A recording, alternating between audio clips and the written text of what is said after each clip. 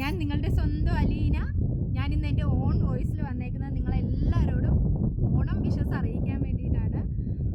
ഇതിപ്പോൾ ഞാൻ UK വന്നിട്ട് എൻ്റെ മൂന്നാമത്തെ ഓണമാണ്. ശരിക്കും പറഞ്ഞാൽ എൻ്റെ ഫാമിലി എൻ്റെ കൂടെ ഇല്ലാത്ത മൂന്നാമത്തെ ഓണം. എല്ലാവർക്കും മനസ്സിലാവും നമുക്ക് ശരിക്കും ഫാമിലിയെ മിസ് ചെയ്യുന്നത് ഇങ്ങനെയുള്ള ഓണം, ക്രിസ്മസ്, പെരുന്നാൾ എന്നുള്ള ആഘോഷങ്ങളിലാണ്. സോ ഫാമിലിയുടെ കൂടെ ഓണം ആഘോഷിക്കാൻ കിട്ടിയ നിങ്ങൾ ഒത്തിരി ലക്കീസ് ആണെന്നേ ഞാൻ പറയത്തുള്ളൂ കേട്ടോ. കാരണം ഇതിന് മുന്നേ നാട്ടിലായിരിക്കുമ്പോൾ എൻ്റെ ഓണത്തിൻ്റെ പ്രോഗ്രാം എന്താ പറയുക, എല്ലാ ഇതും നമ്മൾ ഫോട്ടോസൊക്കെ ഫേസ്ബുക്കിലൊക്കെ അപ്ലോഡ് ചെയ്യും കേട്ടോ. അത് ഒരു വല്ലാത്തൊരു മൊമെൻറ്റ്സ് ആണത്. ശരിക്കും അതൊക്കെ എനിക്കിപ്പോൾ മിസ് ചെയ്യുന്നുണ്ട്. പക്ഷേ ഫാമിലി കൂടെ ഇല്ലെങ്കിലും എൻ്റെ ഒത്തിരി ഫ്രണ്ട്സ് ഇവിടെ ഉണ്ട് എൻ്റെ കൂടെ. പിന്നെ എൻ്റെ കൂടെ എപ്പോഴും വീഡിയോ ചെയ്യുന്ന ആ ഫാമിലി എൻ്റെ കൂടെ ഉണ്ട്. ഞാൻ അവരുടെ കൂടെയാണ് ഈ ഓണത്തിന്. സോ ഫാമിലിയുടെ കൂടെ ചിലവഴിക്കാൻ കിട്ടുന്ന ഓരോ നിമിഷങ്ങളും നിങ്ങൾ എൻജോയ് ചെയ്യുക, യൂട്ടിലൈസ് ചെയ്യുക.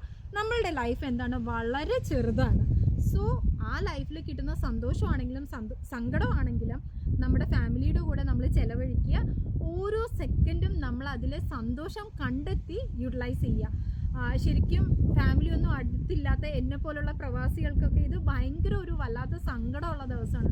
ഞങ്ങൾക്ക് ഈ ദിവസങ്ങളിൽ ഒരു പ്രത്യേകതയും ഇല്ല. എന്താ പറയുക, ഡ്യൂട്ടിക്ക് പോകുന്നു, തിരിച്ചു വരുന്നു, ഓണസദ്യയില്ല, ഒന്നുമില്ല.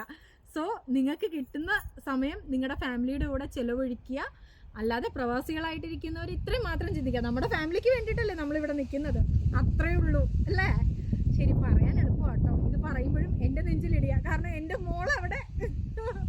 അത്രേ ഉള്ളൂ. സോ എല്ലാവർക്കും ഒരിക്കൽ കൂടി എൻ്റെ ഹൃദയം നിറഞ്ഞ ഓണാശംസകൾ. Happy Onam to all my followers and every one.